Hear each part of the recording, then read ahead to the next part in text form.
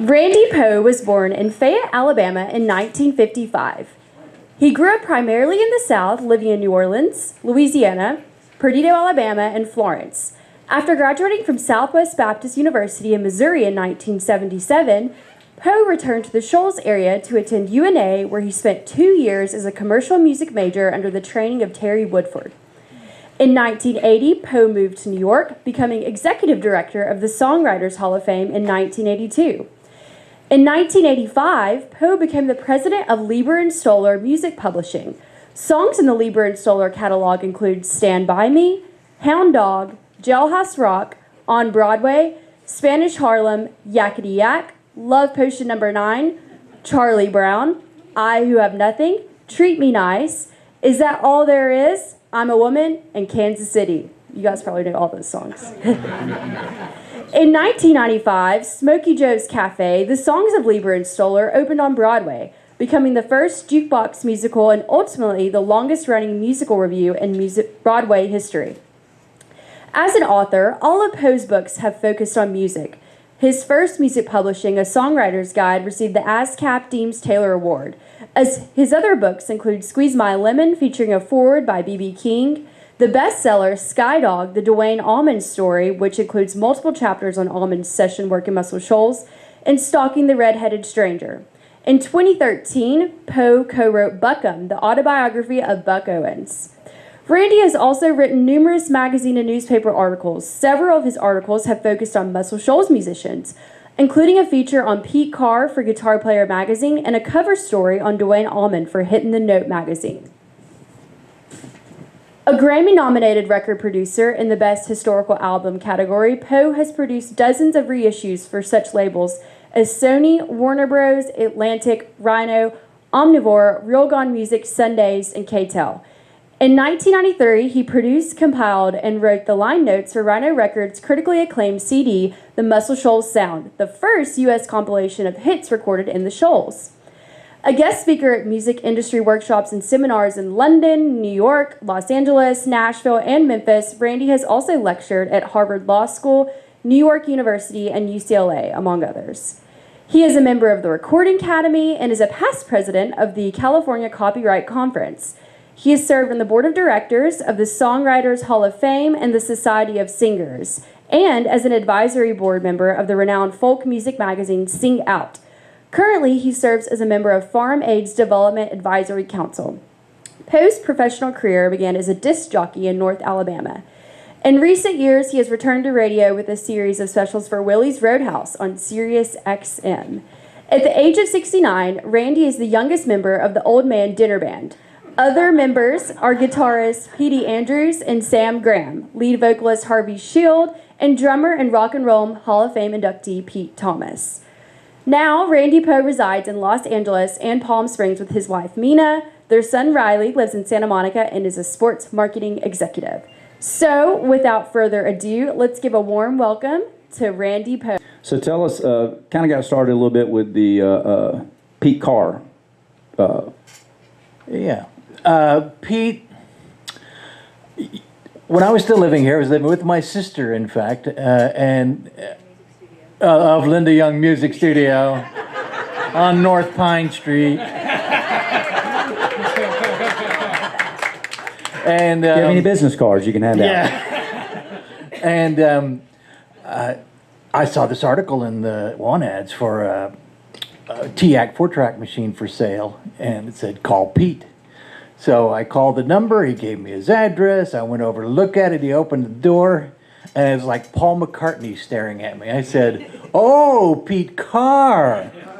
And so we got to know each other, and before I left, I bought the TIAC, but before I left, I mentioned that I would love to write an article about him for Guitar Player magazine, which of course was just pipe dream because I didn't know anybody there and I never had anything published.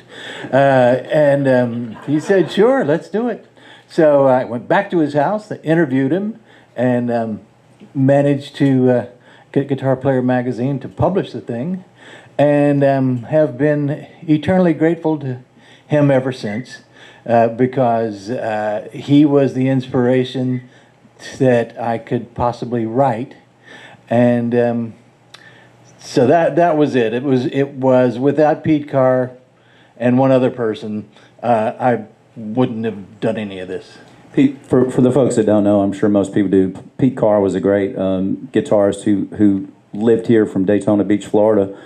One of the lovely things I saw Pete say one time, he said, if it weren't for seeing Travis Womack at the pier in Daytona Beach, I would not have been a guitar player. He ended up in Muscle Shoals with Lenny LeBlanc, with the LeBlanc Carr duo, played on classics like Main Street on Bob Seger and so many records, but one of the greatest guitarists to ever live in Muscle Shoals. Yeah, he played on Kodachrome. He played on the Tonight's the Night, Rod Stewart, with a great double guitar. He just overdubbed himself, playing harmony lead guitar, which was, something he had done with Dwayne when they were in the Hourglass together.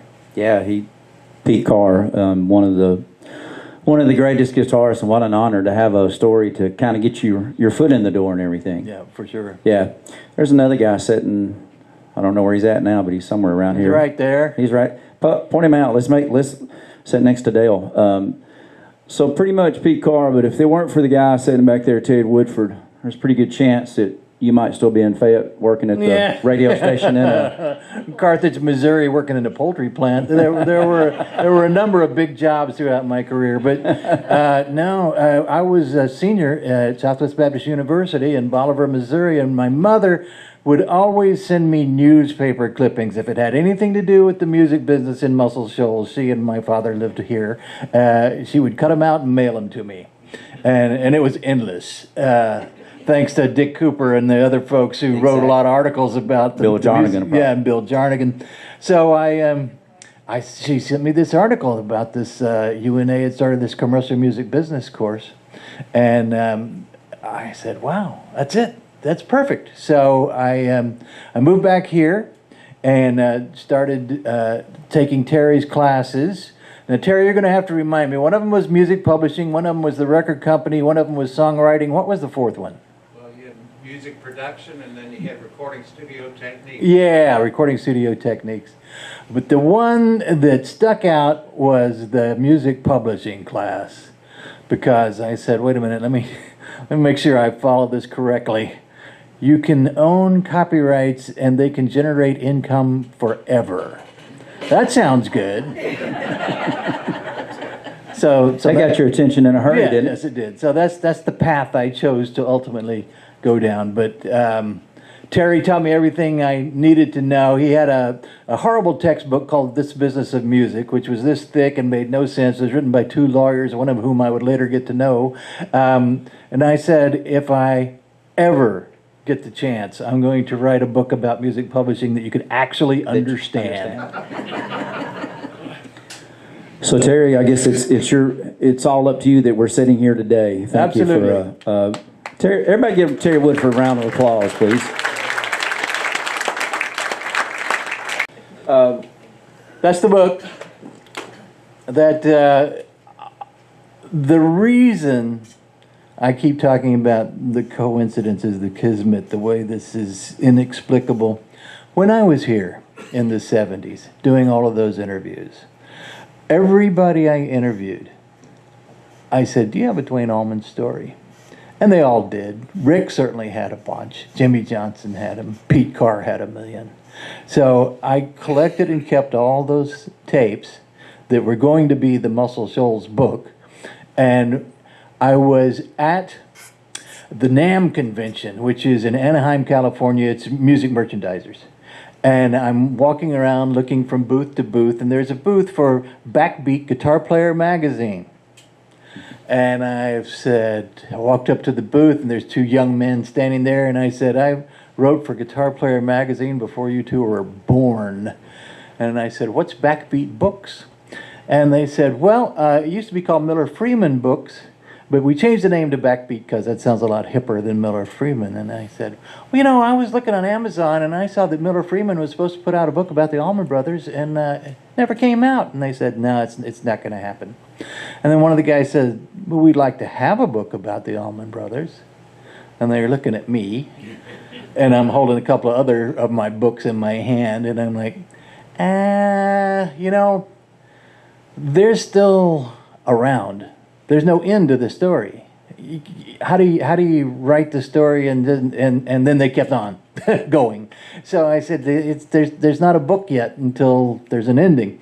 And so I'm driving back from Anaheim to L.A., and I went, wait a minute.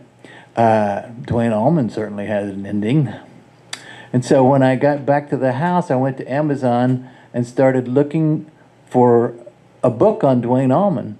And there was a million on Eric Clapton and on Robert Johnson. And I did the top 10 Rolling Stone greatest guitarists, and every single one of them had books, multiple books about them, except Duane, who had none. So I wrote the guys and said, hey, I'll do a book on Duane Allman if you'd like. And things went from there. And I was able to use all those great interviews from the time he was in Muscle Shoals for that book. And so it paid off after all. Donnie Fritz, I think I took that picture of you guys. Johnny took that picture. I was so excited to see Donnie Fritz at the Flobama one night while I was in town, and I am not shy. And I went over and I'm introducing myself to him. I'm like, he hadn't seen me in 40 years, and I'm like, I'm Randy Poe, president of Lieber and Stoller Music Publishing, and used to be executive director of the Songwriters Hall of Fame. Nothing's registering. He's just looking at me, and I said, I wrote a book called Skydog, the Duane Allman story, and he goes, oh, I believe I would have led with that.